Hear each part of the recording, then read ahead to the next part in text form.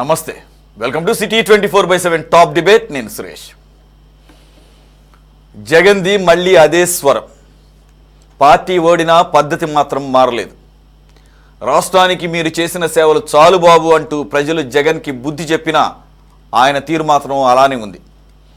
నిర్మాణ దశలో ఉన్న రాష్ట్రానికి మద్దతు పలకాల్సింది పోయి కుటిల బుద్ధిని చూపిస్తున్నారు. పీపీపీ విధానంలో మెడికల్ కాలేజీల నిర్మాణానికి ముందుకొచ్చే వారిని అధికారంలోకి వచ్చిన 2 నెలల్లో జైల్లో వేస్తామని బెదిరిస్తున్నారు. పులివెందుల రాజకీయాన్ని రాజధానిలో అమలు చేస్తామంటున్నారు. అసలు గవర్నర్కు 1 కోటి సంతకాలు సమర్పించినప్పుడు వైసీపీ కార్యకర్తలు చేసిన హంగామా చూస్తే రాజకీయ పార్టీకి ఉండే ఒక్క లక్షణం కూడా లేదనిపిస్తుంది. ముందుగా అంశంపై డిబేట్లో పార్టిసిపేట్ చేస్తున్నారు తెలుగుదేశం పార్టీ అధికార ప్రతినిధి సయ్యద్ రఫీ గారు. నమస్తే సార్.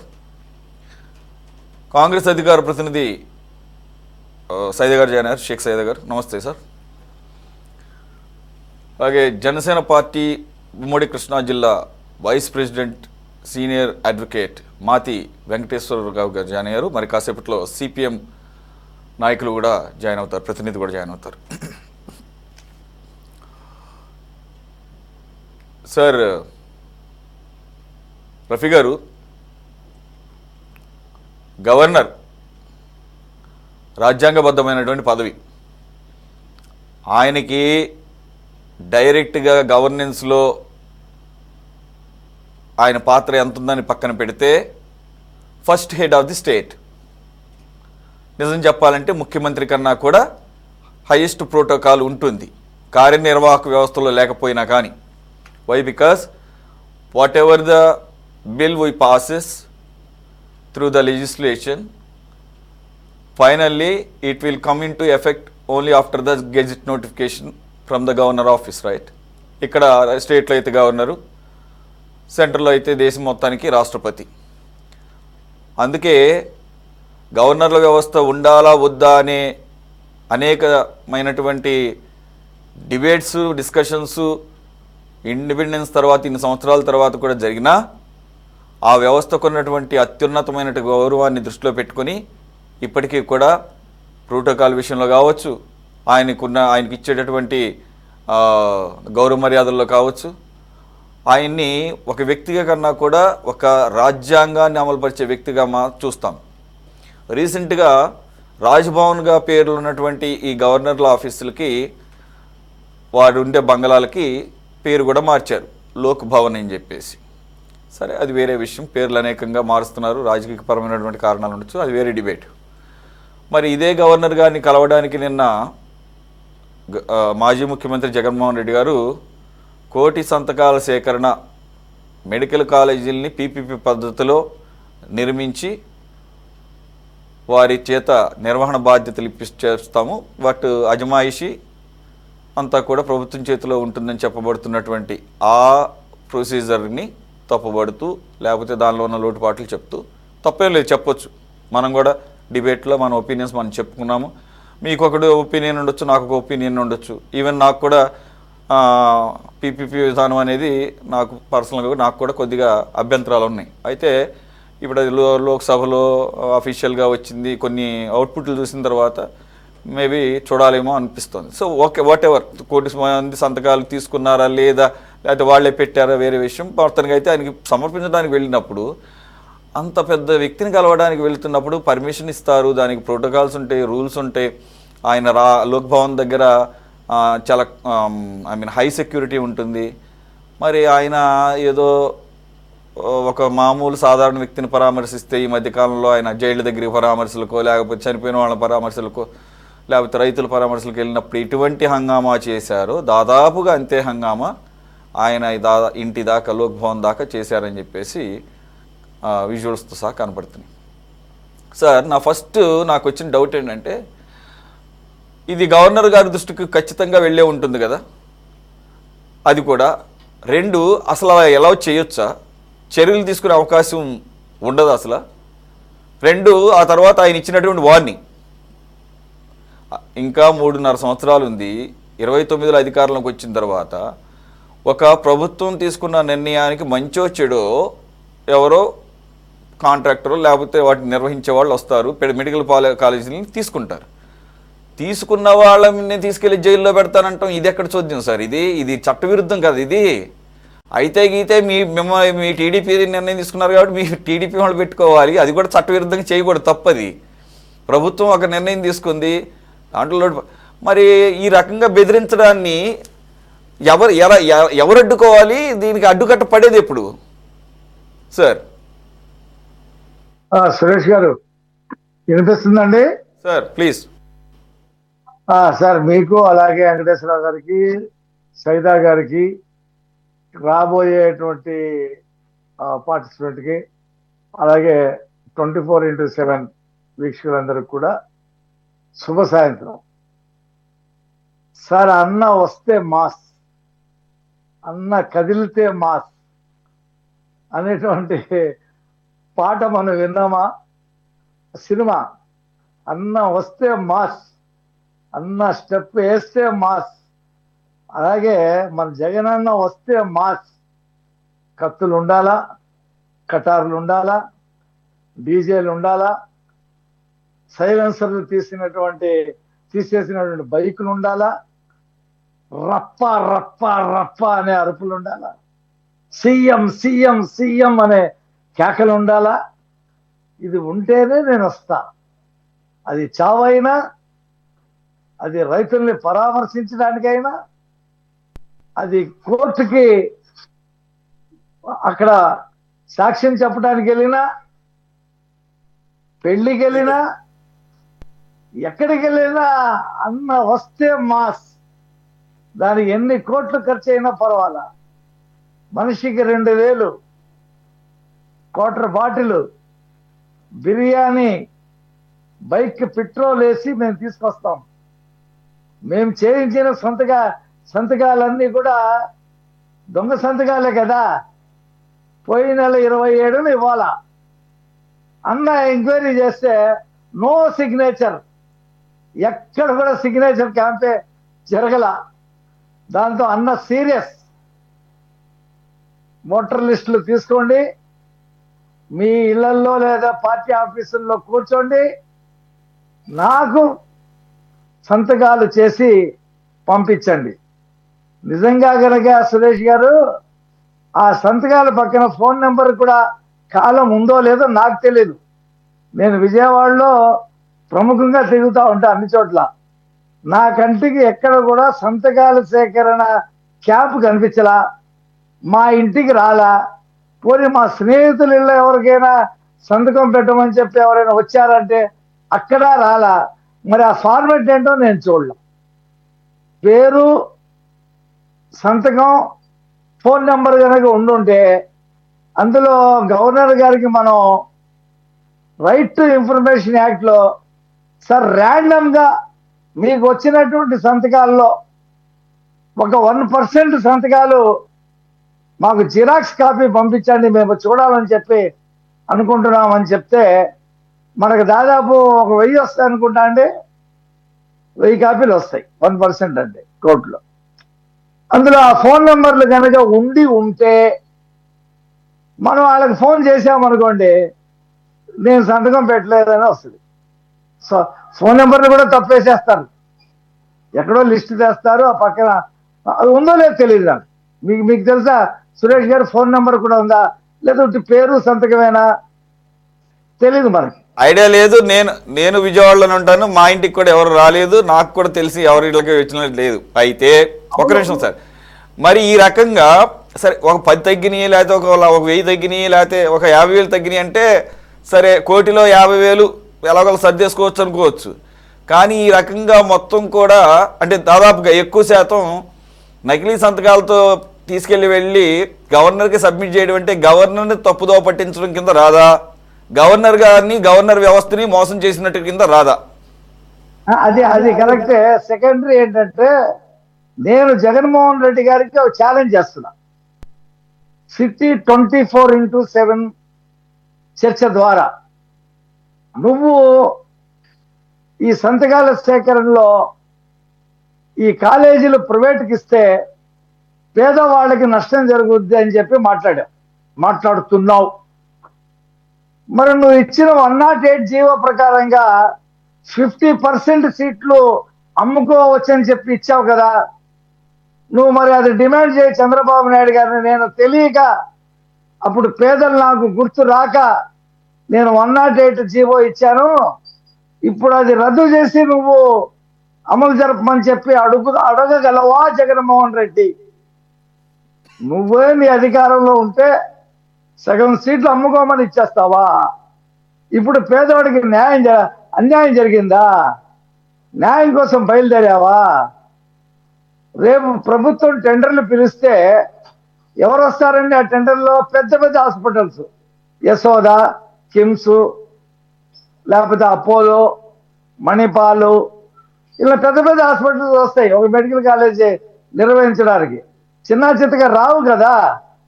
లేకపోతే డాక్టర్ రమేష్ హాస్పిటల్లో అలాంటివి వస్తాయి. వాళ్ళని నువ్వు జైలు వేయగలవా? అసలు టచ్ చేయగలవా? నువ్వు ఏదో మాట్లాడతావు.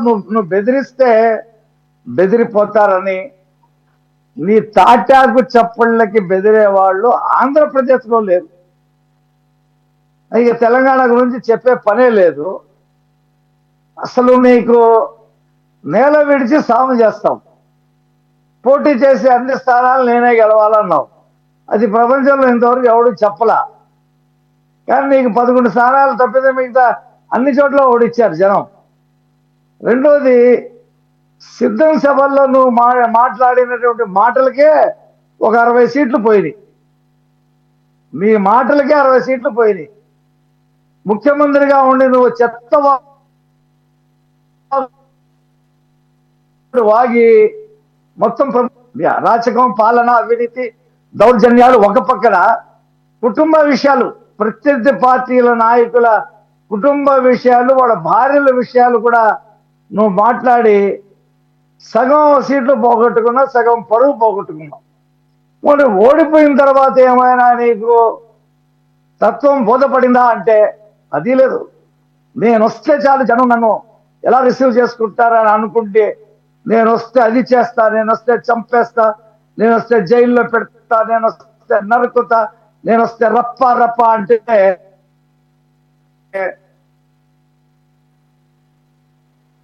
నాకు తెలిసి కూడా రావు. ఈ అసెంబ్లీకి వెళ్ళని వాళ్ళకి అసెంబ్లీని ఎందుకు ఎన్నుకోవాలి వీళ్ళని అనేటువంటి ప్రశ్న రేపు ప్రజల దగ్గరకు వస్తుంది. అసెంబ్లీకి వెళ్ళే వాళ్ళకి ఓట్లు వేయమని అభ్యర్థులు వస్తారు, వీళ్ళు అసెంబ్లీకి వెళ్ళరు. వెళ్ళిన వాళ్ళు ఎందుకు ఎన్నుకోవాలా? కాబట్టి పులివెందల్లో కూడా అతను ఓడిపోయే పరిస్థితి మొన్న జడ్పీటీసీ ఎన్నికల్లో ఆ 2 ఎన్నికలే తెలియజేశాయి. రేపు పంచాయతీలు తెలియజేస్తాం. మా కూటమి మొత్తం కూడా అతనిలాగా నామినేషన్ ఫారాలు లాక్కోవటాలు, దౌర్జన్యాలు చేయటాలు ఇలాంటి ఏమి చేయము. స్వేచ్ఛగా ఎన్నికలు నిర్వహిస్తాం.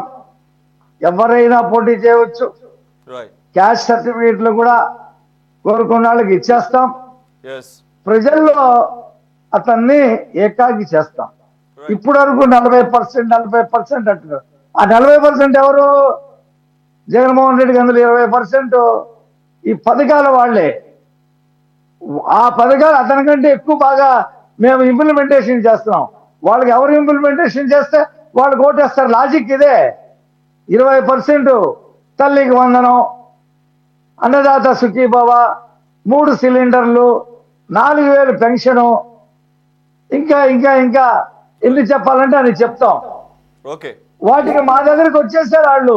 ఈ ప్రభుత్వం బాగుంది, రోడ్లు వేస్తున్నారు, కంపెనీలు తెస్తున్నారు, ఫ్యాక్టరీలు వస్తున్నాయి, పిల్లల భవిష్యత్తు బాగుంటుందని చెప్పి ఒక ఆశ వచ్చేసింది. ఈ ప్రభుత్వాన్ని 3 సార్లు అయితే అటు లేకపోతే ఇటు అని చెప్పకండి. పక్కన పాపం వేరే పార్టీ వాళ్ళు కూడా ఉన్నారు. మీ పక్కన జనసేన ఉంది, లేకపోతే జనసేన ఎలా మీ కూటమి కలిపేస్తున్నారు. పక్కన కాంగ్రెస్ వాళ్ళు ఉన్నారు, కాంగ్రెస్ ప్రతినిధి కూడా ఉన్నారు. ఒక్క నిమిషం వాళ్ళకి కూడా అవకాశం ఇద్దామా? ఓట్లు కాదు, ఓట్లు కూడా తీసేసుకుంటున్నారు కదా. అటువంటి మాకు వచ్చేసింది. నేను కూటమనే చెప్పా, మా పార్టీ అని చెప్పలా. అంటే నా పాయింట్ కాంగ్రెస్ కమ్యూనిస్టులు కూడా ఉన్నారు. మరి ఏదో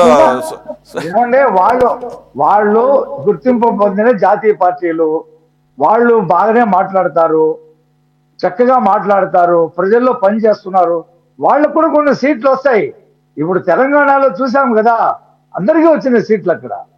కాకపోతే రేపు జగన్మోహన్ గుడ్ రెడ్డిగా గుడ్ 40% నైస్ నైస్ నైస్ రావు సో మీ అని చెప్తున్నా నేను. మీ పాయింట్ ఏంటంటే రెండో ప్లేస్లో ఈసారి జగన్మోహన్ రెడ్డి కూడా ఉండడు, వస్తే కాంగ్రెస్ లేకపోతే కమ్యూనిస్టులో ఉంటారు, మా తర్వాత మా అధికారం మాతో అధికారం ఉంటారు. అదే కదా మీరు చెప్తుంది. అంటే ఇప్పుడు నరుకుతాం చంపుతాం అన్నోడికి పోటీ మీకు జనం ఎలాగ ఓట్లేస్తారు సార్? Okay, correct. ఏది కదా, ఎస్, కాంగ్రెస్ వాళ్ళ మాట అన్నారు కదా, కమ్యూనిస్టులు ఆ మాట అన్నారు కదా. Okay, valid point right sir. ఒక్క నిమిషం సైదా గారు, ఒకటి పీపీపీ విధానం మంచిదా చెడ్డదా చాలాసార్లు మాట్లాడుకున్నాం మనం, దాని మీద కూడా మళ్ళీ కాసేపు మాట్లాడుకుందాం, తప్పేం లేదు. ఫస్ట్ దీని మీద మీ అభిప్రాయం చెప్పాలి. నాకు అర్థం కాని విషయం, మేము అధికారంలోకి వస్తే ప్రభుత్వం ఒక జీవో ఇచ్చి చట్ట ప్రకారం టెండర్లు పిలిచి పీపీపీలో మీరు పార్టిసిపేట్ చేయండి అంటే, వారు నిర్వహణ కోసం వచ్చిన వాళ్ళని 2 నెలల్లోనే జైల్లో వేస్తానంటే it comes under some sort of దాన్ని ఏమంటారు, బెదిరింపు కింద రాదా? అంటే వీళ్ళు అంటే ఇప్పుడు మనం బయట ఎవరిని అలా మాట్లాడితేనేమో కేసులు పెట్టచ్చు, వీళ్ళని చట్ట ప్రకారం అడ్డుకునే పరిస్థితి ఉండదా? ఈవెన్ కూటమి వాళ్ళు కూడా కానీ మిగిలిన పార్టీలు కానీ అసలు ఎందుకని ఇంత ఈజీగా తీసుకుంటున్నారు? ఓకే, ఆల్రెడీ చెప్పారు రఫీ గారు, ఈయన బెదిరించినంత మాత్రాన వచ్చే పెద్దోళ్ళు ఏమో కాస్త టెండర్లో వేరే వాళ్ళకి కూడా దక్కొచ్చేమో, ఎందుకు వచ్చిన గోళ్ళు అని చెప్పేసి పార్టిసిపేట్ చేయరేమో. అసలు నాకు అర్థం కాదు. ఈరోజు పీపీపీ మోడల్ అవుతుంది, రేపు ఇంకొకటి అవుతుంది. మేము వస్తే జైల్లో వేస్తామని రాజకీయ పరంగా ఉంటే రాజకీయ పరంగా చూసుకోవాలి, కానీ వ్యాపారవేత్తల్ని, లేదంటే కనుక హాస్పిటల్ యాజమాన్యాలని, లేదంటే కనుక కాంట్రాక్టర్లని ఈ రకంగా బెదిరింపు ధోరణిలోకి వెళ్తే ఎంతవరకు శ్రేయస్కరం? దీనికి ఎలా అడ్డుకట్టబడేది? ప్లస్ గవర్నర్ దగ్గరికి వెళ్ళినటువంటి తీరు. సురేష్ గారు మీకు పేనటువంటి పెద్దలు, మా బడే భాయ్ టీడీపీ అధికార ప్రతినిధి రఫీ గారు, అలాగే మా అన్న జనసేన నాయకులు మర్చె వెంకటేశ్వరరావు గారు, అలాగే సిపిఎం నాయకులు వెంకటేశ్వరరావు గారు, సిటీ 24/7 వీక్షకులందరూ కూడా నమస్కారం. సురేష్ గారు, మనం చూస్తా ఉన్నాం గత కొంతకాలంగా మెడికల్ కళాశాలలు ఏదైతే ఆంధ్రప్రదేశ్లో గత ప్రభుత్వంలో 17 కళాశాలలు శాంక్షన్ అయ్యాయో, ఆ కళాశాలని ప్రస్తుతం ఉన్నటువంటి ప్రభుత్వం పీపీపీ విధానంలో మరి తీసుకురావాలనేటువంటి ఆలోచనతోటి ప్రభుత్వం నిర్ణయం చేస్తూ ఉంది. దానికి వ్యతిరేకంగా ప్రజాస్వామ్యవాదులందరూ కూడా పేదలకి విద్య వైద్యం అందించాలనేటువంటి సంకల్పంతో ఇప్పటికే ప్రభుత్వానికి విజ్ఞప్తులు చేశారు, ఉద్యమాలు చేశారు. కాంగ్రెస్ పార్టీ కూడా మా షిమ్లారెడ్డి గారి సారథ్యంలో మరి ప్రభుత్వానికి అప్పీల్ చేయడం జరిగింది, ఉద్యమాలు కూడా చేపట్టడం జరిగింది. అయితే నిన్న జగన్మోహన్ రెడ్డి గారు ఆయన వ్యవహరించినటువంటి తీరు నిజంగా ఇది ప్రజాస్వామ్యానికి విఘాతం. ఏదైనా ఒక రాజకీయ పార్టీ ప్రజా ఆందోళన నిర్వహించేటువంటి సమయంలో, అలాగే ప్రభుత్వానికి వ్యతిరేకంగా ఆందోళన నిర్వహించేటువంటి సమయంలో ఎంతో సంయమనంతో వ్యవహరించాల్సినటువంటి అవసరం ఉంది. ఎందుకంటే మనం చూసాం, జగన్మోహన్ రెడ్డి గారు గత 5 సంవత్సరాల ముఖ్యమంత్రిగా ఉన్నటువంటి పరిపాలనలో ప్రతిపక్షాల గొంతు నొక్కే విధంగా ఎక్కడెక్కడ మరి హౌస్ అరెస్ట్ చేసి, నోటీసులు ఇచ్చి పోలీసుల చేత హౌస్ అరెస్ట్ చేసి ప్రజా ఉద్యమాలను అణచేసేటువంటి కర్కోటకమైనటువంటి ముఖ్యమంత్రిగా ఆ రోజు మనం చూసాం. జీవో నెంబర్ 1 ఇష్యూ చేసి ఎక్కడ కూడా ప్రతిపక్షాలు మరి సభలు పెట్టుకోకుండా అడ్డగించేటువంటి పరిస్థితులు కూడా మనం చూసాం. కానీ ఈరోజు జగన్మోహన్ రెడ్డి గారు అధికారం కోల్పోయిన తర్వాత ఆయన ఏ విధంగా మాట్లాడుతూ ఉన్నాడో మనం చూసాం. ఎందుకంటే అన్న రఫీ గారు చెప్పినట్టు ఆయన ఒక మాస్ లీడర్గా, ఎందుకంటే ఆయన వీరంగం వేయటం అనేది సమంజసం కాదు. ఈయనెవరు బెదిరించడానికి, అరెస్ట్ చేస్తామని, జైలు వేస్తామని బెదిరించడానికి ఇతనికి ఏం హక్కు ఉంది? నువ్వు అధికారంలోకి వస్తే ఆ కళాశాలను రద్దు చేస్తామని మాట్లాడు, అది పద్ధతి. ఎందుకంటే ఇది ఎక్కడైనా ప్రజాస్వామ్యం బద్ధంగా ఈ విధంగా మాట్లాడటం అనేది నిజంగా ఇది కరెక్ట్ గా ఇది ప్రజాస్వామ్య వ్యవస్థలో. నువ్వు అరెస్ట్ చేయడానికి నీకేం హక్కు ఉంది? You are one of the criminal. 16 కేసుల్లో ముద్దాయిది, జైలుకి వెళ్ళొచ్చినటువంటి వాడు. అలాంటి ముఖ్యమంత్రి ఈరోజు మరి ఈ కళాశాల యాజమాన్యాలకు ఎవరైనా టెండర్లు వేస్తే మీ సంగతి తెలుస్తా, జైలుకు పంపిస్తా, ఎన్ని కోతలు పెట్టడం సమంజసం కాదు. ఎందుకంటే ఇది ప్రభుత్వ తప్పిదం. నేను క్లియర్గా చెప్తా ఉన్నా. ఈ ఎన్డీఏ కూటమి ఒట్టి మాటల ప్రభుత్వం, చేతలు లేనిటువంటి చావుతున్నటువంటి ప్రభుత్వం. నేను క్లియర్గా చెప్తా ఉన్నా. ఎందుకు మీరు మా బోటోళ్ళు ఎవడైనా ఉద్యమం చేస్తా ఉంటే ముందు అరెస్ట్ చేస్తారు. అతన్ని కట్టడి చేయడంలో పూర్తిగా ఈ 1.5 సంవత్సరంలో విఫలమైనటువంటి మీరు చవట సన్యాసులు మీరు. నేను క్లియర్ చెప్తా ఉన్నా మీకు. ఎందుకంటే ఇంత దుర్మార్గంగా అతను మాట్లాడినప్పుడు మీరు కంట్రోల్ చేయలేక మీరేదో అతని గురించి మాట్లాడుతూ ఉంటే ఏమనాలి మిమ్మల్ని? అతను ఆ విధంగా నేను హంగామా చేస్తా ఉంటే 26 జిల్లాలకు వచ్చినటువంటి 26 పెద్ద పెద్ద లారీలు రఫీ గారే చెప్పారు. ఆగన్నా రఫీ గారే చెప్పారు. నువ్వు విత్డ్రా చేసుకోలేదు. డిమాండ్ సౌత్ సన్యాసులు అంటే నువ్వు మాట్లాడే మాటకి ఇది ఉండాలా? నువ్వు విత్డ్రా చేసుకో. నువ్వు మీరేదో మాట్లాడుతున్నావు. ఇంకా మీరు సన్యాసులు కాక మంచివాళ్ళ మీరు? ఏంది ఏం చేశారు మీరు?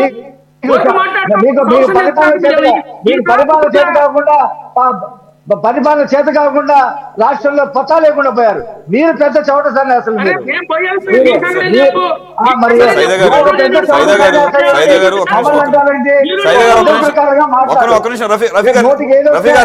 మాట్లాడతావా?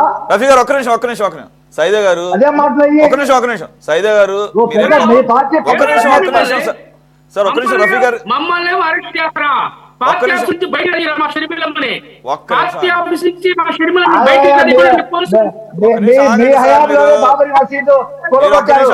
ప్రధానమంత్రి బాబరీ మసీద్ని కూలగొట్టి వాళ్ళు మాట్లాడుతున్నారు. మీ డైవర్ట్ అవుతుంది. ఒక్క నిమిషం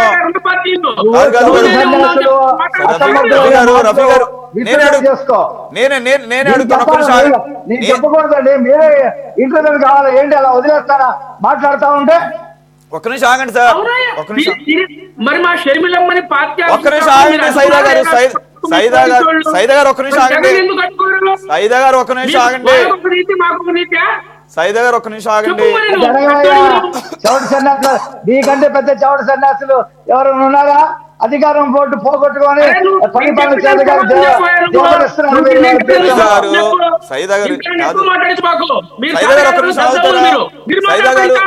సైదా గారు ఏమై ఆడిపోయి నా వాయిస్ మీకు వినపడుతుందా? ఒక నిమిషం ఆగుతారా?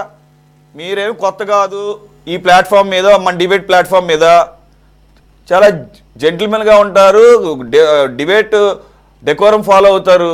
అటువంటిది లాంగ్వేజ్కి ఉంటుంది, కానీ దానికి ఒక పరిధి ఉంటుంది, ఒక లైన్ ఉంటుంది.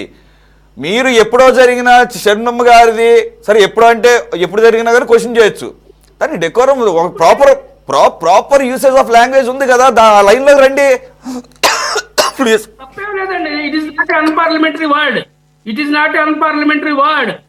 నేనేం అనలా మిమ్మల్ని. జగన్ మాట్లాడినట్టు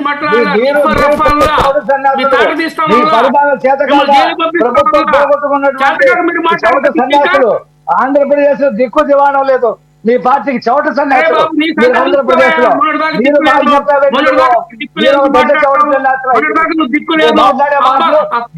మాట్లాడు. 53 రోజులు జైలు వేస్తే చంద్రబాబు నాయుడు దిక్కు లేదు, పారిపోయాడు కొడుకు లోకేష్ ఢిల్లీ.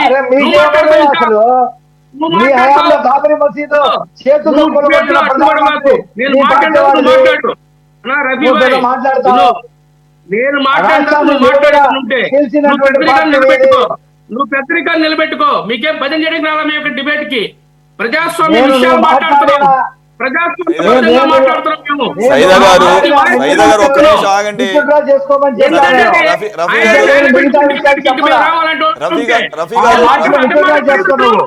రఫీ గారు సైదా గారు ఇద్దరు ఆగుతారు ఒక నిమిషం. మీరేంటి ఈరోజు వైసీపీ లేని లోటుని పూడుద్దామని డిసైడ్ వచ్చారేంటి? సైదా గారు ఒక నిమిషం ఆగండి. అలా ఒక్క నిమిషం ఆగండి సార్, ఒక నిమిషం ఆగండి, ఒక నిమిషం నేను చెప్పేది వినండి సార్. రఫీ గారు, మీరు అభ్యంతరం పెట్టారు, మీ ప్రొటెస్ట్ తెలియజేశారు ప్లాట్ఫామ్ ద్వారా, మీ వాయిస్ బయటికి వెళ్ళింది, జనాలకు వెళ్ళింది. సో ఈవెన్ ఆయన కూడా విన్నారు. ఆయన అడ్హేర్ చేస్తాడా లేదా అనేది చేసుకోవాలండి. అడిగారు సార్ మీరు. ఆయన యాక్సెప్ట్ చేస్తాడా లేదా, అగ్రీ అవుతాడా లేదో చూద్దాము. ఓకే, ఆయన అగ్రీ అవ్వట్లేదు, but it has gone into the public. They will decide your protest has been shown up, taken up, right. Sir Saida గారు ఒక్క నిమిషం. మీరు వెంటనే కంట్రోల్ చేయాలి సార్. Correct. మోడరేటర్ గా మీరు సార్, ఆ మాటలు సార్, ఆపండి అని చెప్పి వెంటనే కంట్రోల్ కాదు చేయాలా? కాదు నన్ను ఏమైనా ఫస్ట్ టైం చూస్తున్నారు. నేను ఏ విషయంలో ఇంటర్ఫీర్ అవుతాను నాకు మీకు తెలుసు కదా. నేను చెప్తున్నారు మీరు. ఒక్క నిమిషం ఆగండి సార్, మీరు protest చేసిన తర్వాత చెప్తున్నారు మీరు. ఒక్క నిమిషం వినండి సార్. అయితే దాంట్లో ఇన్నర్ ఎసెన్స్ ఏంటి అనేది అందరికీ తెలిసిందే సార్. సైదా గారు యూసేజ్ ఆఫ్ లాంగ్వేజ్ దాని మీనింగ్ని మార్చేస్తుంది. మీరు దాంట్లో ఉన్నటువంటి ఎసెన్స్ ఏదో ఉందో అది బయటికి రానివ్వకుండా చేసింది. ఇప్పుడు మీరు చెప్పదలుచుకుంది ఒకటి వాస్తవం. ఒక నిమిషం ఆగండి, ఒక నిమిషం ఆగండి సార్, ఒక్క నిమిషం ఆగండి. ఇది జరిగిపోయి కూడా 1 సంవత్సరం పైన అయిపోయింది. ఏది మీ నాయకురాలు గారిని అలాగూ ఎప్పుడు జరిగినా కానీ అది హౌస్ అరెస్ట్ చేయడం మీరు అప్రజాస్వామికం అని చెప్పేసి మీరు భావించారు, మేము కూడా భావిస్తాము. అయితే మీరేమంటారంటే, ఒక్క నిమిషం ఆగండి, మీరు క్వశ్చన్ చేయండి. జగన్ ఎవరు పైనుంచి దిగొచ్చాడా లేకపోతే అదే సార్ వినండి సార్, మీరు టైం వేస్ట్ చేయకండి. వైసీపీకి మీకేమైనా లోపాయికారి ఒప్పందం ఉందా లేదా భయపడుతున్నారా అడగండి. లోపాయికారి ఒప్పందం పెట్టుకుని అతను రోడ్డు మీద కుదిలేరు. సురేష్ మరి అది గారు, అడగండి. మాకు ఒప్పందం తెలుగుదేశానికి జగన్ కి మధ్య ఒప్పందం ఉండి నేను అతను మిమ్మల్ని రోడ్డు మీద అంటలే సార్, ఉన్నారు. మిమ్మల్ని అధికారం అంటలా. ఉండాలి, మేము ఉండాలి, నేను అది అంటున్నాను, మిమ్మల్ని అంటలా. మీరు అలా అడగండి అంటున్నాను నేను. మీరు అలా అడిగితే బాగుంటుంది కానీ. నేను అదే అడుగుతున్నాను సార్, నేను అదే అడుగుతున్నా. ఆయన మాట్లాడేటోళ్ళ రఫీ గారు మరి ఆ లాంగ్వేజ్ అది that's an unparliamentary language sir. మీరు అవునన్నా కాదన్నా ఒక లైన్ ఉంటుంది. సరే, నేను ఎందుకని వెంటనే ఇంటర్ఫియర్ కాలేదంటే మీరేం కొత్త కాదు. All are very gentlemen. అయితే మా పార్టీ నాయకులు ఊరుకుంటారా? మా పార్టీ అభిమానులు ఊరుకుంటారా? అది ఇష్టం వచ్చినట్టు నేనేమంటున్నా సార్, మాట్లాడితే, ఇప్పుడు ఉండగా మాట్లాడితే నేనేమో సైదా నాకు మిత్రుడు, సైదా నాకు స్నేహితుడు అని చెప్పి నేను ఊరుకోవాలా? తెలుగుదేశం పార్టీ స్నేహితులు మిత్రులు కాదు. నీ పార్టీ ఎవరు నువ్వు మాట్లాడుతూ, ఆ పార్టీ ఎవరు నేను మాట్లాడతా. బూతులు మాట్లాడతావు ఎందుకు? ఏమే అదే ఆ పదం సన్యాసి అనేది ఏమైనా ఇది కాదు. సన్యాసులు చాలా మంది ఉంటారు. సన్యాసులు అంటే బూతు పదమా? ఇంకా 2-3 మాటలు మాట్లాడావు. నా నోటితో నేను చెప్పను. సన్యాసిగా ఉన్నా. ఇంకా 2-3 మాటలు మాట్లాడావు. ఆ పెద్ద మనిషి ఉన్నాడు, వెంకటేశ్వర గారు. భుజాలు తోడుకుంటావు ఎందుకు నువ్వు? గుమ్మడికాయ దొంగలు ఏమంటే భుజాలు తోడుకుంటావు ఎందుకయ్యా నువ్వు? ఏవయ్యా నువ్వు చెప్తే నీ పార్టీ ఇద్దరు మైక్ కట్ చేపిస్తాం. కాదు, పద్ధతి ఉండాలి మాట్లాడతాను. మీరు సీనియర్ ప్యానల్ మెంబర్స్ నీ పద్ధతి ఉంది, మాకు పద్ధతి లేదు. నువ్వు లోపువి. కాదు, ఒక్క నిమిషం టైం వేస్ట్ అవుతుంది. ఒక్క నిమిషం ఈయన పార్టీ బయలుదేరింది. సబ్జెక్ట్ చెప్పేటటువంటి మీ చంద్రబాబు నాయుడు గారు కాంగ్రెస్ నుంచి వచ్చినోడే. Sorry. నువ్వు మాట్లాడుతున్నావు. చంద్రబాబు నాయుడు కాంగ్రెస్ ప్రోడక్ట్. ఆ సంగతి తెలుసుకో నువ్వు. సైదా గారిది రఫీ గారిది. మీ చంద్రబాబు నాయుడు కాంగ్రెస్ నుంచి వచ్చిన సార్ మాతి వెంకటేశ్వరరావు గారు, వెరీ అన్ఫార్చునేట్. Very unfortunate. మాట్లాడండి సురేష్ గారు, చెప్పండి సార్. సార్ సైదా గారు, రఫీ గారు, మీరిద్దరు ఆగాలి. మీ ఆడియో రావట్లేదు ఇక్కడ. మీ ఆడియోని ఆపాల్సి వచ్చింది. ఆగండి, మళ్ళీ మాట్లాడుతురు కానీ కొద్దిగా ఆ హీట్ తగ్గిన తర్వాత మాట్లాడే అవకాశం ఇస్తారు. మాట్లాడుతురు కానీ ఒక్క నిమిషం ఆగండి. మీ ఆడియో మేము ఆపేసాం ఇక్కడ. ఆగండి ఒక్క నిమిషం. సార్ వెంకటేశ్వర గారు, లీగల్ ఆస్పెక్ట్లో ఈ రకమైనటువంటి ధమ్కి ఇవ్వటాలని గవర్నర్ హైయెస్ట్ చైర్ అక్కడికి వెళుతున్నప్పుడు వచ్చిన తీరు కానీ ఆయనకి ఎలాగో రిపోర్ట్స్ వెళ్ళుంటాయి. అసలు ఇది ఎటువంటి మెసేజ్ వెళుతుంది సమాజంలోకి అనేకసార్లు మాట్లాడుకున్నాం. కానీ this is exceptional, highest constitutional position in the state. ఆయన మరి వెళ్ళేటప్పుడు ఆ సైలెన్సర్లు తీసేసి కార్ల బాయినెట్లు పైకి ఎక్కేసి ఇచ్చేదేమో ఒక మంచి కాజ్ కోసం పీపీపీకి 1 కోటి సంతకాల సమర్పించడం అక్కడికి వెళ్ళి, దానికి కూడా బల ప్రదర్శనే. అన్నిటికంటే బాధపడాల్సినటువంటి విషయం ఆయన బెదిరింపు వ్యవహారం. మేము వస్తే పీపీపీ మెడికల్ కాలేజీలు తీసుకున్న వాళ్ళని బొక్కలు వేస్తాను 2 నెలలు అని చెప్పేసి. ఎలా సార్, దీన్ని లీగల్గా ఏమీ అవకాశం లేదా? నమస్కారం సురేష్ గారు, మీకు మన మిత్రులు సైదా గారికి, రఫీ గారికి కూడా నమస్కారం. అదేవిధంగా మన వీక్షకులందరికీ కూడా శుభ సాయంకాలం. చాలా దురదృష్టకరమైన పరిస్థితులు ఆంధ్రప్రదేశ్ రాష్ట్రం. ఎందుకంటే ప్రజాస్వామ్యంలో అధికార పార్టీ, దానికి పోటీగా ప్రతిపక్ష పార్టీ కూడా ఉంటే అధికారం ప్రతిపక్షం కూడా 2 జోడెడ్లాగా ఈ ప్రజలకు మేలు చేసేటువంటి కార్యక్రమంలో ప్రభుత్వాన్ని నడిపేటువంటి పాత్ర వహించేటువంటి పరిస్థితి. ఇక్కడ దురదృష్టవశాత్తు ఆంధ్రప్రదేశ్ రాష్ట్ర అసెంబ్లీ ఎన్నికల్లో ప్రతిపక్ష ఆనాడు అధికారంలో ఉన్నటువంటి వైఎస్ఆర్సీపీ పార్టీకి ప్రతిపక్ష హోదా కూడా దక్కల. సరే, దక్కకపోయింది, కనీసం గెలిచినటువంటి శాసనసభ్యులైనా ఏదైతే శాసన నిర్మాణ వ్యవస్థలో శాసనసభకు ఎన్నిక కాబడినటువంటి శాసనసభ్యులు శాసనసభకు రాకుండా శాసనసభలో నిర్మాణాత్మకమైనటువంటి పాత్ర పోషించుకోకుండా ఉండటం అనేది ఒక అతిపెద్ద దురదృష్టకరమైనటువంటి నిర్ణయం వైఎస్ఆర్సీపీ పార్టీ తీసుకుంది. సరే, పోనీ అది తీసుకుంది అనుకో, అసెంబ్లీకి రాలేదని. కానీ ప్రజాక్షేత్రంలోనైనా ప్రభుత్వాన్ని నిలదీసేటువంటి కార్యక్రమం ఏమన్నా చేస్తుందా అంటే అది కూడా ఏం కనపట్లేదు.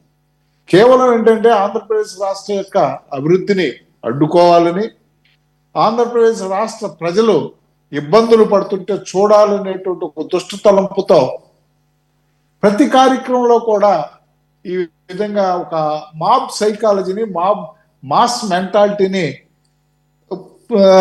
తయారు చేసి ఒక రాక్షసానందం పొందాలనేటువంటి తాపత్రమే తప్ప రాష్ట్ర ప్రజలకు కానీ, రాష్ట్రానికి కానీ, వైఎస్ జగన్మోహన్ రెడ్డి గారి యొక్క పర్యటన వల్ల కానీ, లేదంటే వారి యొక్క కార్యక్రమాల కానీ ఈసి మాత్రం కూడా ఉపయోగం లేదని మనం నిస్సందేహంగా కూడా చెప్పొచ్చు. ఇవాళ ఈ మెడికల్ కాలేజీలు పీపీఎల్ తీసుకున్నాం. మరి పార్లమెంటరీ స్టాండింగ్ కమిటీలో వైఎస్ఆర్సీపీ పార్టీ పార్లమెంటరీ స్టాండింగ్ కమిటీలు ఉంటాయి, మా అందరికీ తెలిసిందే, స్థాయి సంఘాలు.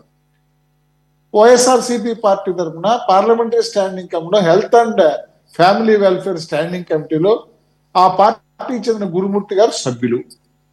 మరి ఇదే పీపీఐ డిస్కషన్స్ మీద ఆ స్టాండింగ్ కమిటీ ఒక రిపోర్ట్ని వారి యొక్క క్షుణ్ణంగా అధ్యయనం చేసి ఒక రిపోర్ట్ను తయారు చేసి పీపీఐ రికమెండ్ చేస్తూ ఆ రిపోర్ట్ ఇచ్చింది. ఆ రిపోర్ట్ లో మరి గురుమూర్తి గారు సంతకం పెట్టారు కదా. అంటే వైఎస్ఆర్సీపీ పార్టీకి కేంద్రంలో వైఎస్ఆర్సీపీ పార్టీ పీపీఏలకు ఆమోదయోగ్యం అనేటువంటి విషయం ఒప్పుకున్నట్లే కదా. కానీ ఇక్కడ క్షేత్రస్థాయిలోకి వచ్చేటప్పటికి మళ్ళా పీపీఏలకు మేము వ్యతిరేకం అనేది ఒక వంక. మరి పీపీఏలకు వ్యతిరేకమైనప్పుడు వారి హయాంలో 108 కానీ 104 కానీ ఆరోగ్యశ్రీ కానీ ఇవన్నీ పీపీఎల్లోనే జరిగినాయి. మరి పీపీఎల్లో జరిగినప్పుడు ఈ పబ్లిక్ ప్రభుత్వ పరంగా జరిగిన కార్యక్రమాలనే కానీ అందరూ ప్రచారం చేసుకుంది, వాళ్ళు ప్రచారం చేసుకున్నా, మేము ప్రచారం చేసుకున్నా. ప్రైవేట్ కార్యక్రమాలు వాళ్ళు ఎవరికో కాంట్రాక్ట్ ఇచ్చారు, వాళ్ళని మనం ప్రచారం చేయట్లేదు కదా. మరి ఎందుకు పీపీఐ ప్రైవేటైజేషన్ కి పీపీఎల్కి చాలా తేడా ఉన్నది. ఆ వ్యత్యాసాన్ని వాళ్ళు గమనించలేకపోతున్నారు. ఇవాళ 11 కాలేజీలను మీరు శాంక్షన్ చేశారు ఆ గవర్నమెంట్ లో. మనం చూసాం అన్ని కాలేజీల్లో కూడా పునాదుల స్థాయిలోనే ఉన్న ఇన్ని సంవత్సరాలు అయినా కూడా. మరి వాటిని ఎప్పుడు ఏదైతే మన ముఖ్య ఉద్దేశం ప్రజలందరికీ కూడా ప్రాథమికంగా వైద్యాన్ని అందించాలనేటువంటి ప్రాథమిక హక్కుని మనం ఆదేశ సూత్రాల్లో ఏర్పాటు చేసినటువంటి హక్కుని ప్రజలకు అందించాలనేటువంటి సదుద్దేశంతో మీరు మెడికల్ కాలేజీలు ఏర్పాటు చేశారు. దాని మీద ఒకదంపుడు ఉపన్యాసాలు కూడా చెప్పారు, సంతోషం, మంచిదే. కానీ అమలేది పునాదుల దగ్గర నుంచి గోతుల్లోనే ఉండిపోయి ఇవాళ చూస్తుంటే చాలా వాటి యొక్క పరిస్థితి అగమ్యగోచరమైన పరిస్థితుల్లో ప్రస్తుతం ఉన్నటువంటి ఆర్థిక బాధల దృష్ట్యా, తర్వాత ఒక మేలైనటువంటి ఇన్ఫ్రాస్ట్రక్చర్ అన్నిటికన్నా ముఖ్యం ఏంటంటే ఇప్పుడు మనం all India medical services AIIMS ఆసుపత్రిని చూసుకున్నాం. ఎయిమ్స్ ఆసుపత్రిలో మన ఈ మధ్య చూసాం 30 lakhs people, more than 30 lakhs people ఇప్పుడు వరకు వాళ్ళు ఓపీలో కానీ ట్రీట్మెంట్ తీసుకున్నారంట. ఒక 6 months లోనే 5 lakhs పీపుల్ అయ్యారంట. అంటే ఇవాళ మారుతున్న కాలాన్ని బట్టి సాంకేతికత, నైపుణ్యం ఇవన్నీ కూడా మారుతున్నాయి, ఇన్ఫ్రాస్ట్రక్చర్ మారుతున్నాయి. గవర్నమెంట్ దగ్గర లేనటువంటి విషయం కూడా, లేనటువంటి నైపుణ్యాన్ని కూడా ప్రైవేటు వ్యక్తుల భాగస్వామ్యంతో తీసుకొచ్చేటువంటి ఇన్ఫ్రాస్ట్రక్చర్ డెవలప్మెంట్ కోసం, తర్వాత త్వరితగతిన ఏదైతే మనం ఆశించినటువంటి ప్రయోజనాన్ని త్వరితగతిన సాధించడం కోసం ఆ విధమైనటువంటి నిర్మాణం చేసినటువంటి పరిస్థితి.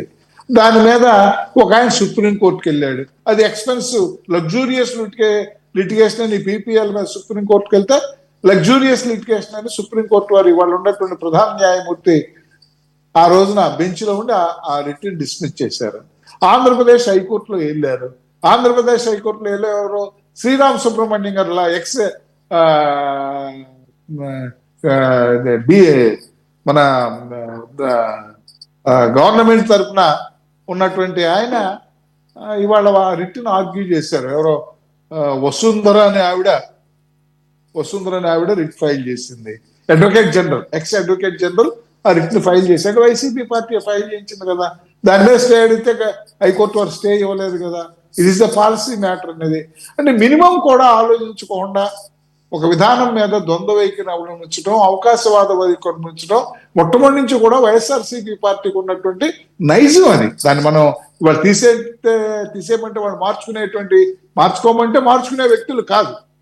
అది ఒక విధానం అయితే, అటు సుప్రీంకోర్టు కానీ, హైకోర్టు కానీ, నీతి ఆయోగ్ కానీ, అదేవిధంగా పార్లమెంటరీ స్టాండింగ్ కమిటీలు కానీ, అన్నిటికన్నా ముఖ్యం అంటే ఇండియన్ మెడికల్ కౌన్సిల్ కూడా పీపీఐ విధానం మీద ఏ విధమైనటువంటి అభ్యంతరం లేవనెత్తినటువంటి పరిస్థితి. సరే, అది విధానపరమైనటువంటిది.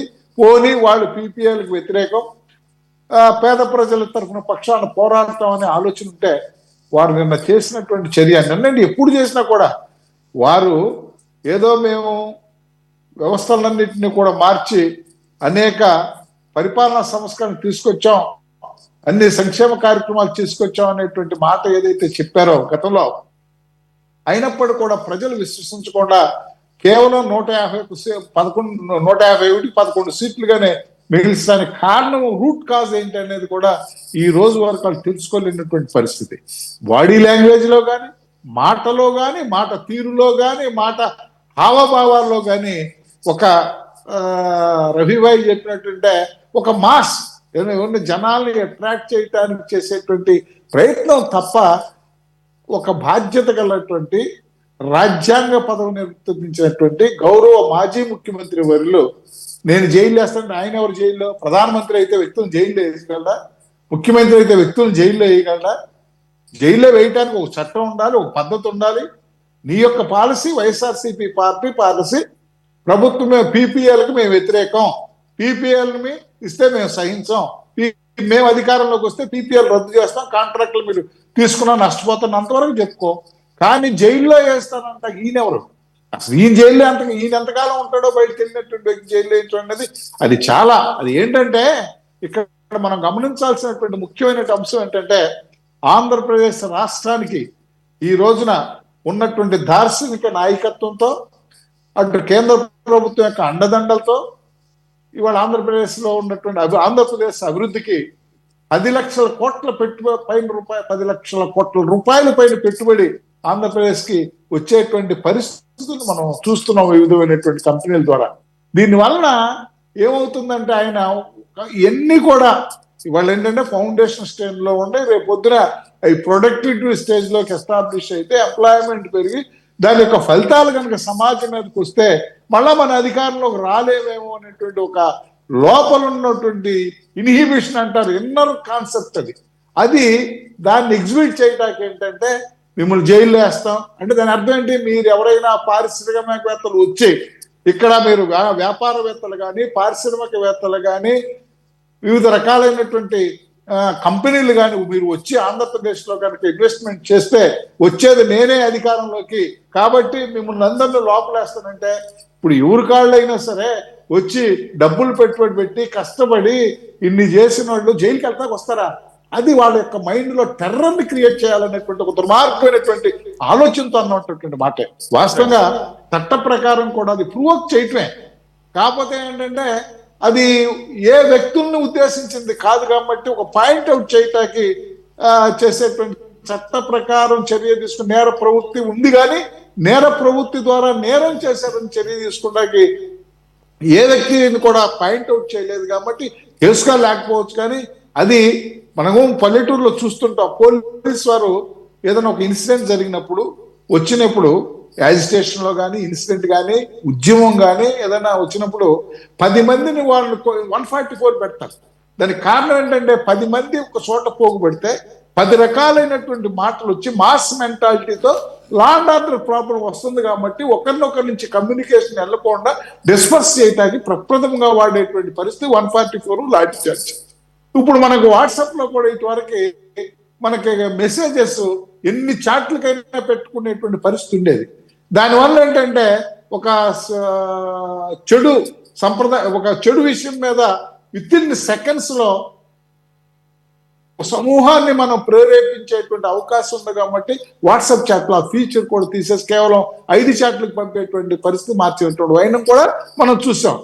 సో ఈ మాస్ మెంటాలిటీ ద్వారా ప్రజలను రెచ్చగొట్టి పబ్బం గడుపుకోవాలనేటువంటి ఆలోచన, వ్యాపారవేత్తల్ని పారిశ్రామికవేత్తల్ని కంపెనీ పెట్టడానికి వచ్చే వాళ్ళని బెదిరింపు ధోరణి మరి ఇవి చేస్తున్నారు. దాన్ని సమర్థిస్తున్న నాయకులు అనేటప్పటికి ఏంటంటే ఆంధ్రప్రదేశ్ కేవలం కూడా బయట వాళ్ళు కాదు, వాళ్లే శత్రువులు కాదు. ఆంధ్రప్రదేశ్ యొక్క అభివృద్ధి కానీ ఆంధ్రప్రదేశ్ రాష్ట్ర ప్రజల యొక్క శ్రేయస్సు కానీ వాళ్ళు అభివృద్ధి నిరోధకులుగా శత్రువులాగా తయారయ్యేటువంటి ఇది మాత్రం పూర్తిగా ఖండించాలి. వారి పార్టీ ఏదైనా ఉద్యమాలు చేసుకుంటే తప్పనిసరిగా ఉద్యమాలు చేయాలి. ప్రజాస్వామ్యంలో నేను మొట్టమొదటి చెప్పా, 2 కాడెడ్లలాగా 2 ఎద్దుల్లాగా ప్రయాణం చేస్తేనే ప్రజాస్వామ్యం పరిమితి అవుతుంది. దయచేసి వైఎస్ఆర్సీపీ పార్టీకి కానీ వినయంతో నమస్కరించి ఆ పార్టీ వాళ్ళని రెచ్చగొట్టడం కానీ ఆంధ్రప్రదేశ్ రాష్ట్ర అభివృద్ధికి ఆంధ్రప్రదేశ్ రాష్ట్ర ప్రజల యొక్క శ్రేయస్సుకి ఆటంకం కలిగించొద్దని మనపూర్వకంగా మీ ద్వారా మనవి చేసుకుంటూ, మిత్రుడు ఇవాళ సైదా గారు కొంచెం క్రాస్ అయినట్టే అది.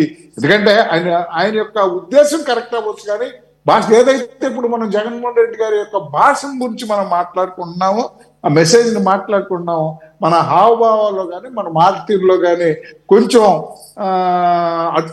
హట్ అయ్యే విధంగానే మాట్లాడారు. మా మిత్రులు అట్లా మాట్లాడి ఉండుకోవాలని అట్లా బతుకుతున్నారు. బ్రదర్ నిన్నేమంటలే కాదు, నీ భావన కరెక్టే కానీ మాట మార్చాలి, బాడీ లాంగ్వేజ్ మార్చితే.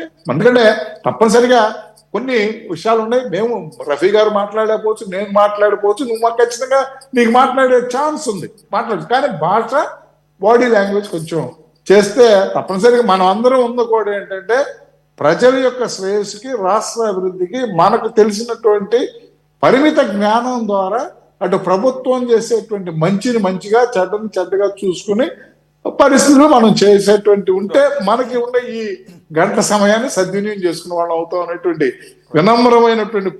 వినమ్రపూర్వక నమస్కారంతో నా యొక్క అభిప్రాయాన్ని మా మిత్రుడు సైదా గారు చెప్పాను. రఫీ గారు మీరు కూడా టెంప్ట్ అవ్వద్దు, ఎందుకంటే నేను మీ పార్టీ మిమ్మల్ని, నా పార్టీ నన్ను, ఆయన పార్టీ ఆయన్ని ఆక్షేపించే పరిస్థితి కాబట్టి మీరు టెంప్ట్ అవుతున్నారు. ప్రజలు మన విజ్ఞులు చూసాం, భాష మాట్లాడే వాళ్ళని ఎక్కడ బొందులో పెట్టారు, బురదలో పెట్టారు, గుంట తీసి పాతి పెట్టారు. దయచేసి ఆ విధంగా మనం నడుచుకున్నాం. నమస్కారం. సైదా గారు దాని గురించి ఆయన అర్థం చేసుకోగలరు కానీ దాని గురించి వద్దు సార్. పార్లమెంటరీ స్థాయి సంఘం అంటే అన్ని పార్టీలకు సంబంధించినటువంటి రిప్రజెంటేషన్ ఉంటుంది. దానిలో క్లియర్గా నేను కూడా దాన్ని పాయింట్అవుట్ చేద్దాం అనుకుని మంచి పని చేశారు. దాంట్లో వైసీపీకి సంబంధించినటువంటి ఎంపీ గురుమూర్తి గారు ఆయన జగన్మోహన్ రెడ్డి గారికి పర్సనల్ డాక్టర్ కూడా అని అంటారు. మరి ఆయన సంతకం పెట్టాడా లేదనేది జగన్మోహన్ రెడ్డి గారికి తెలియదా? అసలు పార్టీ లైన్ కదా ఆయన అక్కడ రిప్రజెంట్ చేసేది. మరి మీరున్నారా లేదా దాంట్లో? పార్టీ అభిప్రాయం తీసుకోండి, ఆయన సంతకం పెట్టరండి. పార్టీ లైన్ అది, పార్టీ అభిప్రాయం అది. అదే చెప్పే ద్వంద్వ వైఖరి అనేది. కరెక్ట్ అదొక పాయింట్ సార్. మళ్ళీ దీంట్లో ఇంకొక ఆణిముత్తి ఉంది సార్. ఈరోజు మాట్లాడిన దాంట్లో జగన్మోహన్ రెడ్డి గారు నేను మాట్లాడిన దాంట్లో విశాఖలో ఏదైతే అక్కడ ప్యాలెస్ కట్టారో అది ఒక మాన్యుమెంట్ అంట. మరి ఆ మాన్యుమెంట్ని ఎలా వాడాలో అర్థం కావటం లేదు ఈ ప్రభుత్వానికి. ఆయనే సలహా కూడా ఇచ్చారు, వీళ్ళు పెద్ద కమిటీ చేశారు. నేను కూడా చాలాసార్లు విమర్శిస్తాను సార్ తెలుగుదేశాన్ని, కూటమి ప్రభుత్వాన్ని, జగన్మోహన్ రెడ్డి గారి వ్యవహారంలో అనుసరిస్తున్న తీరు. ఏమంటాను, మహా అయితే చేతగాని తనం అంటాం. అక్కడ వరకు రఫీ గారికి ఎటువంటి అభ్యంతరం ఉండదు. కానీ ఆ వర్డ్స్ ఉన్నప్పుడు ఏమవుతుందంటే కొద్దిగా హార్ష్గా ఉంటుంది. ఇప్పుడు అన్నది మీ ఇన్నర్ మీనింగ్ చేతగాంతనం అన్నా అదన్నా ఒకటే, కాకపోతే అదేంటంటే కొద్దిగా హార్ష్ లాంగ్వేజ్ అంతే. సో మీరు దాన్ని గమనించుంటారు, వదిలేస్తారు. ఉపేక్షిస్తున్నారన్న మాట మాట్లాడు. ఎందుకు నేనే కొద్దిగా ప్రొయాక్టివ్, నేనే ఎన్ని సార్లు చేతగాంతనం అన్న అంతవరకు రఫీ గారు కూడా యాక్సెప్ట్ చేస్తారు, నాకు తెలుసు ఆ విషయం. నేనే ఆ పదాలు మాత్రం సరే అది పక్కన పెడితే, ఈ రిషికొండ మాన్యుమెంట్ని 2 వైద్య కళాశాలలుగా మార్చొచ్చు అని చెప్పేసి సలహా ఇచ్చారు. మరి టీడీపీ రఫీ గారిని నేను మళ్ళీ అడుగుతాను, తర్వాత నెక్స్ట్ టాపిక్ వెళ్దాం. ఎలాగూ మనకి 4th గెస్ట్ ఈరోజు అవైలబుల్ ఉండేది క్లియర్ కాబట్టి షార్ట్ పీరియడ్లోనే. సో సైదా గారు, పార్లమెంటరీ స్థాయి సంఘంలో మీ రిప్రజెంటేషన్ కూడా ఉందేమో నాకు తెలియదు. కాబట్టి ఏంటంటే అన్ని పార్టీల వాళ్ళు సంబంధించినటువంటి అది కమిటీ పార్లమెంట్ నిర్ణయంగా బయట చెప్పుకుంటాం మనం, దానికి గౌరవం ఇస్తాం, మనకి ఇష్టం ఉన్నా లేకపోయినా ఇండివిజువల్గా. మరి అలాంటప్పుడు ఇంత చిన్న లాజిక్ ఎలా మిస్ అయ్యో జగన్ అని అంటారు కదా, అట్లా ఎలా మిస్ అయ్యారు? ఒక పక్కనేమో వాళ్ళ ఎంపీనేమో అక్కడ సంతకాలు పెట్టి పీపీపీకి జై అని చెప్పేసి, ఇక్కడికి వచ్చి సంతకాల సేకరణ అంటే ప్రజలు గమనించరేనా? అమాయకులు ఏం చదువుకోలేదని చెప్పేసి అనుకుంటారా? అలాగే ఆ మాన్యుమెంట్ గురించి ఏం చేద్దాం, మీ అభిప్రాయం? ఇప్పుడు సురేష్ గారు, ఎందుకంటే జగన్మోహన్ రెడ్డి గారు ఢిల్లీలో దోస్తీ, గల్లీలో కుస్తీ అతని వ్యవహారం మనకు తెలుసు. మోడీకి తొత్తుగా ఈ రాష్ట్రంలో ఉన్నటువంటి 3 ప్రధాన పార్టీలు కూడా, ట్రిపుల్ ఇంజన్ సర్కార్ నడుస్తూ ఉంది ఈ రాష్ట్రంలో. ఈ 3 పార్టీలు కూడా మోడీకి తొత్తులు, దాంట్లో క్లియర్. జగన్మోహన్ రెడ్డి గారు కూడా మోడీ గారు ఏం చెప్తే అది బేహుజూర్ అంటూ, వాళ్ళు అడగపోయినా సరే చేతులు ఎత్తేటువంటి అనేకమైనటువంటి నల్ల చట్టాలకి ఆయన గత 5 సంవత్సరాల్లో మరి అనుకూలంగా వ్యవహరించాడు. ఈ 2 సంవత్సరాల నుంచి కూడా మోడీ ఏం చెప్తే అది. ఆయనకు రాష్ట్రపతి ఎన్నికల్లో కానివ్వండి, రైతు నల్ల చట్టాల విషయంలో కానివ్వండి, వక్ఫ్ బోర్డు బిల్లు విషయంలో కానివ్వండి, 370 ఆర్టికల్ కానివ్వండి, ఇలాంటి ఏదైనా సరే ఏం చెప్తే దానికి అనుకూలంగా ఓట్లేసేటువంటి పరిస్థితి మనం చూస్తా ఉన్నాం. నిన్న మనం చూసాం. ఇది గ్రామీణ ఉపాధి హామీ పథకం, మహాత్మా గాంధీ పేరు. ఆ పేరును తీసేసి, ఎందుకంటే మీరు ఆలోచించాలా, 2005లో అప్పటి కాంగ్రెస్ పార్టీ ప్రధాని మన్మోహన్ సింగ్ గారు, సోనియా గాంధీ గారు ఈ రాష్ట్రంలో ఉన్న, ఈ దేశంలో ఉన్నటువంటి 140 కోట్ల మంది జనాభాలో గ్రామీణ ప్రాంతంలో ఉన్నటువంటి 70% మంది ప్రజలకి ఉపాధి కల్పించడం కోసం ప్రపంచంలోనే గొప్ప ఉపాధి పథకం ఏదైనా ఉందంటే అది ఉపాధి హామీ పథకం, మహాత్మా గాంధీ పేరుతోటి. విజి రామ్జీ పేరుతోటి పేరు మారుస్తూ ఉంటే నిస్సిగ్గుగా మరి చేతులు ఎత్తినటువంటి తెలుగుదేశం కానివ్వండి, జనసేన కానివ్వండి, వైసీపీ కానివ్వండి, ఏమనాలా? రాత్రి 12:40 వరకు పార్లమెంట్ లో మరి మా నాయకులందరూ కూడా, ఇండియా కూటమి నాయకులందరూ కూడా మరి పెద్ద ఎత్తున ఆందోళన చేసిన పరిస్థితి, మూజువాని ఓటితో ఆమోదించినటువంటి పరిస్థితి. నేనేం చెప్తున్నానంటే, జగన్మోహన్ రెడ్డి ద్వంద్వ విధానం అవలంబిస్తా ఉన్నాడు.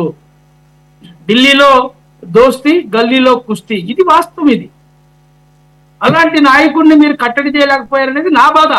నేను ఉద్దేశపూర్వకంగా తెలుగుదేశాన్నో లేకపోతే ఆ పార్టీ నాయకులను నేను విమర్శించాలనేది నాకు ఎప్పుడు ఉండదు. నేను కంటెంట్ దాటి మాట్లాడను. నేను ఎందుకు బాధపడుతున్నానంటే, మా రఫీ అన్న వాళ్ళ గురించి మాట్లాడుకుంటూ వచ్చాడు కాబట్టి మీరు ఎందుకు కంట్రోల్ చేయలేదు? ఇప్పుడు ఎదిరించేవాళ్ళు లేకపోతే బెదిరించేవాడిదే రాజ్యం అయింది. మీరు అధికారంలో ఉన్నారు. మా షర్మిలమ్మని అదే మాట్లాడా, మా షర్మిలమ్మని ఆఫీస్ నుంచి బయట రాని మమ్మల్ని ఎయిర్పోర్ట్ లోనే ఒకసారి అరెస్ట్ చేయడానికి ప్రయత్నం చేశారు. మేమేం అడుగుతున్నామంటే, మీరు వాళ్ళకు ఉండే ఇబ్బందులు పడ్డారు, మీ నాయకుడు జైల్లో పెట్టారు 53 రోజులు, ఇవన్నీ వాస్తవాలు. మీరు ఎందుకు కంట్రోల్ చేయలేకపోతున్నారు? అధికారం మీ చేతిలో ఉంది. అదేది నా బాధ తప్ప ఉద్దేశపూర్వకంగా వాళ్ళని కించపరచాలంటే ఆల్రెడీ ఆ పాయింట్, అది మీ ఉద్దేశం తెలుసు అంతా, ఓకే, అది అయిపోయింది, అది దట్స్ క్లోజ్డ్ మ్యాటర్. ఇప్పుడు ఏంటంటే, ఇది మెడికల్ కాలేజీల వ్యవహారం మనం చూస్తా ఉన్నాం. ఎందుకంటే నిజంగా ఇది ప్రజాస్వామ్యబద్ధంగా, రాజ్యాంగ పరంగా మనకి ఇచ్చినటువంటి విద్యా వైద్యాన్ని ప్రైవేటీకరించడం సమంజసం కాదు. ఇది వాస్తవాలు. వాళ్ళు ఏమనుకున్నా సరే, ఎందుకంటే వాళ్ళు పార్టీ ప్రతినిధులు కాబట్టి వాళ్ళు ఏదో లాజిక్ చెప్తారు, దీనివల్ల మరి త్వరితగతిన పూర్తవుతాయి. మీరు ఒకసారి ఆలోచించాలా, 10 మెడికల్ కళాశాల నిర్మాణానికి ఎంత అవుతుందండి? ఇప్పటికే 70% పూర్తి అయిపోయినాయి. ఒక్కొక్క మెడికల్ కాలేజీకి 450 కోట్లు.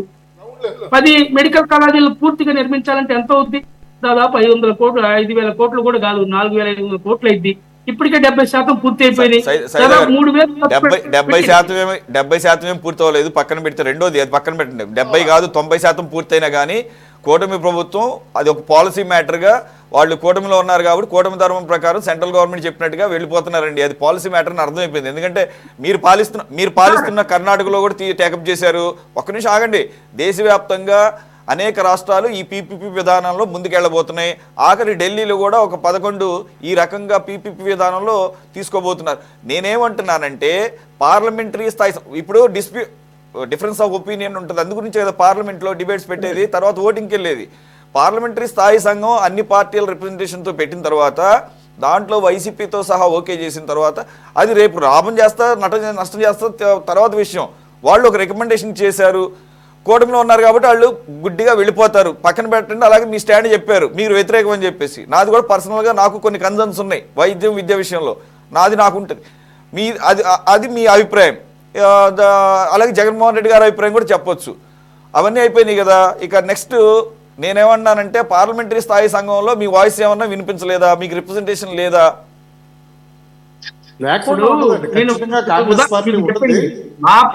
మా పార్టీ వాదన మేము వినిపించేటప్పుడు కూడా మీరు చూస్తా ఉన్నారు. మేము వ్యతిరేకంగానే మాట్లాడతాం. ఈ ప్రభుత్వం కేంద్ర ప్రభుత్వం తీసుకొచ్చేటువంటి అన్ని ప్రైవేటీకరణలకు వ్యతిరేకంగా మేము మాట్లాడుతా ఉన్నాం. మీకు తెలుసు మా మీద కేసులు కూడా పెట్టి రాహుల్ గాంధీ మీద, సోనియా గాంధీ మీద మనం చూసాం ఈడీ కేసు. ఆ కేసు కూడా కొట్టేసిన విషయం. ఫేక్ కేసులు నమోదు చేయించి మమ్మల్ని ఇబ్బంది పెట్టినా కానీ మేము పోరాటం చేస్తున్నాం ఈ దేశంలో. మీ అభిప్రాయం చెప్పారు. నెక్స్ట్ ఆయన ఒక సజెషన్ చేస్తున్నారు, అది రిషికొండ ప్యాలెస్ ని 2 మెడికల్ కాలేజీలుగా వాడుకోవచ్చు అంట. అలాంటప్పుడు అది మెడికల్ కాలేజీలే కట్టొచ్చు కదా. ఆయన ఎందుకు ప్యాలెస్ కట్టాడు? ఇప్పుడు ఆయనే కాంట్రాక్ట్ చేసుకుంటున్నాడు కదా. అంటే ఆయన చేసింది నేను చేసింది తప్పే, ఇప్పుడు నేను చేసింది తప్పే అని చెప్పేసి ఆయన ఒప్పుకుంటున్నట్టేగా. ఇప్పుడు ఆయన ఏం చెబుతున్నాడు జగన్మోహన్ రెడ్డి, నేను 450 కోట్లతో కట్టినటువంటి మరి ఋషికొండని బోడిగుండు చేసి ప్యాలెస్ కట్టాను, ఇది ఒక పెద్ద మాన్యుమెంట్ ఇది ఈ రాష్ట్రానికి అని చెప్పి ఆయన గొప్పలు చెప్పుకుంటున్నాడు. నిజంగా ఇది చాలా దుర్మార్గమైన విషయం. ఎందుకంటే ఆ 450 కోట్లు కనుక ఇస్తే ఒక 2 మెడికల్ కాలేజీలు పూర్తి అయిపోయాయి ఈ రాష్ట్రంలో వాస్తవం. దాన్ని ఏం చేయాలో అర్థం కాక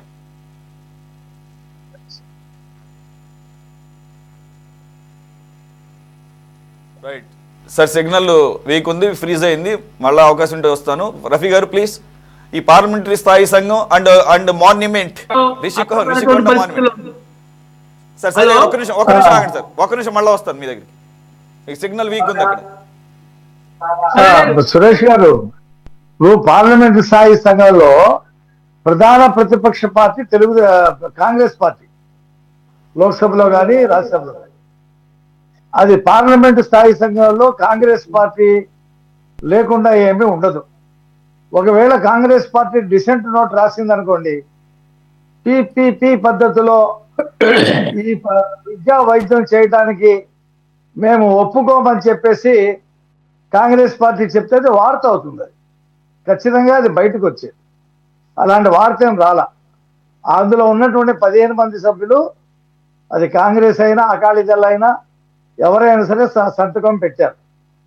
ఈ భారతదేశంలో డాక్టర్ మన్మోహన్ సింగ్ ఆర్థిక శాఖ మంత్రిగా, పివి నరసింహారావు గారు ప్రధానమంత్రిగా ఉన్నప్పుడే పిపిపి పద్ధతి అనేది భారతదేశంలో వచ్చింది. అంతకుముందు లేదు. ఆ పద్ధతిలో అనేక నిర్మాణాలు, ఐఐటీలు, ఐబిఎంలు, అనేక విద్యా సంస్థలు, హాస్పిటల్స్, రోడ్లు, చివరికి ఇస్రోలో కూడా ప్రైవేట్ వాళ్ళకి ఇచ్చేసేటువంటి పరిస్థితి, ఎఫ్డిఐని అనుమతించడం, ఇవన్నీ కూడా ప్రైవేట్ వాళ్ళకి డోర్లు తెరిచినటువంటి విషయం డాక్టర్ మన్మోహన్ సింగ్ గారు, పివి నరసింహారావు గారు చేశారు. ఇవాళ కాంగ్రెస్ పార్టీ ఏం మాట్లాడుద్దంటే ప్రభుత్వ ఆస్తుల్ని ఆదాని అంబానీలకే కట్టబెడుతున్నారు అని చెప్పి వాళ్ళిద్దరి పేర్లే మాట్లాడుద్ది. కానీ ప్రైవేట్ పద్ధతిలో ప్రభుత్వ రంగ సంస్థల్ని ప్రైవేట్ చేసినటువంటి ఘనత కాంగ్రెస్ హయాంలోనే జరిగింది. అనేక సంస్థలు, నేను చెప్పాలంటే రైల్వేలో 40% నిర్వహణ కాంగ్రెస్ పార్టీ హయాంలో ప్రైవేట్కి ఇవ్వడం జరిగింది. కార్మిక సంఘాలు పెద్ద ఎత్తున ఆందోళన చేయటం జరిగింది. ఇవాళ ఆఫీసుల్లో కూడా ప్రైవేట్ ఎంప్లాయీస్, రైల్వే ఎంప్లాయీస్, కేంద్ర ప్రభుత్వ సంస్థల ప్రైవేట్ ఎంప్లాయీస్, ప్రభుత్వ ఎంప్లాయీస్ ఇద్దరు కలిపి పనిచేస్తా ఉన్నారు. ఈ విధానం తెచ్చిందే కాంగ్రెస్ హయాంలో. కాంగ్రెస్ పిపిపి పద్ధతికి వ్యతిరేకం కాదు. ఇవాళ ఢిల్లీలో పిపిపి పద్ధతులు ఉన్నాయి, గుజరాత్ లో ఉన్నాయి, కర్ణాటకలో ఉన్నాయి. రేపు తెలంగాణలో రఫీ గారు ఉద్దేశపూర్వకంగా కాంగ్రెస్ ను కొనసాగుతున్నాడు.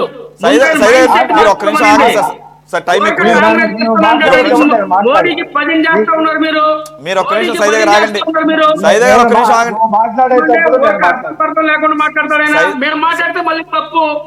సైదా గారు ఒక్క నిమిషం ఆగండి. సైదా గారు ఒక్క నిమిషం సార్. రఫీ గారు ఒక్క నిమిషం ఒక మాట చెప్తా తర్వాత మీరే మాట్లాడుతురు కానీ సార్, మీరే మాట్లాడుతురు కానీ ఇందాక సైదా గారు మిమ్మల్ని ఆపేయడానికి కారణం టెక్నికల్ ప్రాబ్లం. నేనేమి షిఫ్ట్ అవ్వలేదు, అంటే మీకు తెలిసిందో లేదని మీకు మెసేజ్ ఇస్తున్నాను. మీ సైడ్ నుంచి ఆడియో ఫ్రీజ్ అయింది, సిగ్నల్ డ్రాప్ అయింది, కాబట్టి అదొకటి గమనించండి. రెండోది, రఫీ గారు ఇక్కడ కాంగ్రెస్ స్టాండ్ కన్నా ముఖ్యంగా ఈ డిబేట్లో పీపీపీ విధానంలో కోటి సంతకాల సేకరణ చేసింది వైసీపీ కాబట్టి పార్లమెంటరీ స్థాయి సంఘంలో వారి ఎంపీ గురుమూర్తి సంతకం పెట్టి ఇప్పుడు ఈ రకంగా దీన్ని చేయడాన్ని డబుల్ స్టాండర్డ్ ని దాని గురించి మాట్లాడండి సార్. కాంగ్రెస్ సంగతి కాసేపు పక్కన పెడదాం ప్లీజ్. పీపీపీ పద్ధతి వచ్చినప్పుడు అది ఎప్పటి నుంచి వచ్చింది, ఎలా వచ్చింది, ఎవరు తెచ్చారు ప్రజలకు తెలియాలి కదా. కరెక్ట్. ఇవాళ తెలుగుదేశం కూటమి ప్రభుత్వం తెస్తుందని చెప్పి మేము కూడా వ్యతిరేకిస్తున్నాం అని చెప్పి కాంగ్రెస్ పార్టీ చెప్పడాన్ని నేను వ్యతిరేకిస్తున్నా. కాంగ్రెస్ తెచ్చింది ఈ దేశంలో ఈ ప్రైవేట్ విధానం అనేది. ఏమండి ఒకటి ఇప్పుడు సురేష్ గారు ఏం చెప్తున్నారంటే ఇది విద్యా వైద్యం అనేది సార్. సైదా గారు ఒక్క నిమిషం ఆగండి సార్. సైదా గారు ఒక్క నిమిషం ఆగండి. భారతదేశంలో ఇప్పుడు బోడిగుండికి మోకాలికి ముడేస్తా ఉన్నాడు. సైదా గారు ఒక్క నిమిషం ఆగండి సార్. టైం వేస్ట్ అవుతుంది. ఒక్క నిమిషం సైదా గారు ఒక్క నిమిషం ఆగండి సార్. సైదా గారు ఒక్క నిమిషం ఆగండి, టైం వేస్ట్ అవుతుంది. ఒక్క నిమిషం మేధావిలాగా మాట్లాడతాడు. బోడిగుండికి మోకాలికి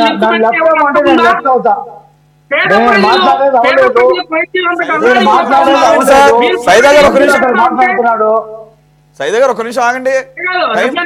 టైం వేస్ట్ అవుతుంది. ఒక్క నిమిషం ఆగండి సార్. ఎవరో ఒకరు మాట్లాడండి. ఒక్క నిమిషం ఆగండి, మీకు ఇస్తాను మళ్ళీ అవకాశం. మీకు ఇస్తాను సార్. మీకు ఇస్తాను సార్.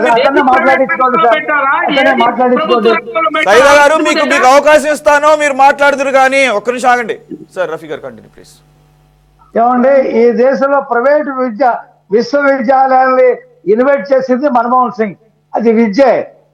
అది విద్యకు సంబంధించే ప్రైవేటు విశ్వవిద్యాలయాలు ఉన్నాయి.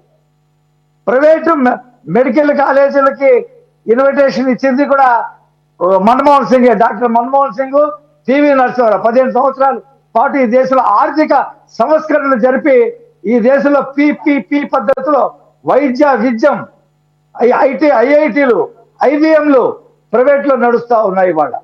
ఇవాళ గుజరాత్ లో కానీ రేపు రేవంత్ రెడ్డి కూడా రూరల్ మెడికల్ కాలేజీలు పిపిపి పద్ధతిలో రేపు టెండర్స్ పిలవబోతా ఉన్నాడు. ఆల్రెడీ కర్ణాటకలో పిలిచారు. ఇది దేశంలో అమలవుతున్నటువంటి అంశం. అది మా కూటమి ప్రభుత్వమే ఆంధ్రప్రదేశ్ లో తీసుకొచ్చింది కాదు.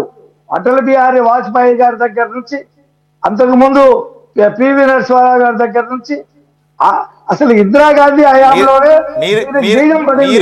మీరు చెప్పిన దానికి వైసీపీ కూడా ఓకే చేసింది పార్లమెంటరీ స్థాయి సంఘంలో. అక్కడ వైసీపీ కాదు సార్, కాంగ్రెస్ పార్టీ కూడా సంతకం పెట్టింది స్టాండింగ్ కమిటీలో. ఇక్కడ సైదా మాట్లాడతాడు, ఇక్కడ జగన్ మాట్లాడతారు. ఈ జగన్ సైదాలు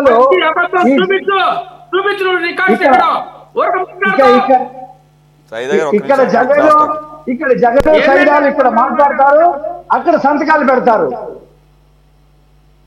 అక్కడ స్టాండింగ్ కమిటీలో కాంగ్రెస్ పార్టీ వ్యతిరేకించిందని ఎక్కడైనా మీకు రిపోర్ట్ వచ్చిందా? నిర్మలా సీతారామన్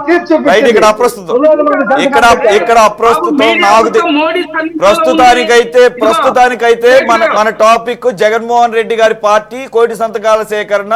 మరి వారు పార్లమెంటరీ స్థాయి సంఘంలో వారి పర్సనల్ గా డాక్టర్ అంటున్నటువంటి గురుమూర్తి గారు ఎంపీ గారు పీపీపీకి ఓకే అని సంతకం పెట్టారు, అక్కడికే కన్ఫర్మ్ అయింది. రెండో పాయింట్ సార్, మరి 450 కోట్లు వేస్ట్ చేశాడు, ఆ డబ్బులతో 2 మెడికల్ కాలేజీలు కట్టొచ్చు కదా అని చెప్పేసి చంద్రబాబు నాయుడు గారు అన్న దానికి మరి ఇప్పుడు అదే మాన్యుమెంట్, ఏ మాన్యుమెంట్ అంటే నా కరెక్టే కదా సార్, తెలుగులో తలమానికం, రాష్ట్రానికే తలమానికమైనటువంటి ఆ బిల్డింగ్ని కట్టిన ఆయన దాన్ని మెడికల్ కాలేజీ నిర్వహణకు వాడమంటున్నారు. పాసిబిలిటీ ఉందా?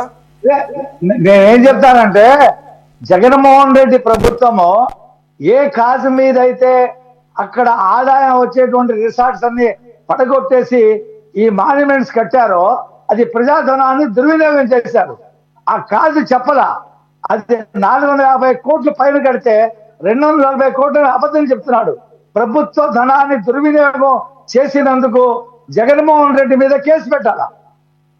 అతను రేపు కేసు ఎదుర్కోబోతా ఉన్నాడు. ఇవాళ పెట్టండి సార్, మీరు పెట్టాలి కదా, మీరే మేము సమయం సందర్భం చూసుకొని పెడతాం. మాకు తెలుసు, మాకేమి జగన్మోహన్ రెడ్డి మీద ప్రేమ లేదు. Wait and see. Right, okay, right, okay. In front of crocodile festivals, okay festivals in front of ఉన్నాయి. ఓకే సార్, చిరంజీవి డైలాగ్ తీసుకున్నాము. దయచేసి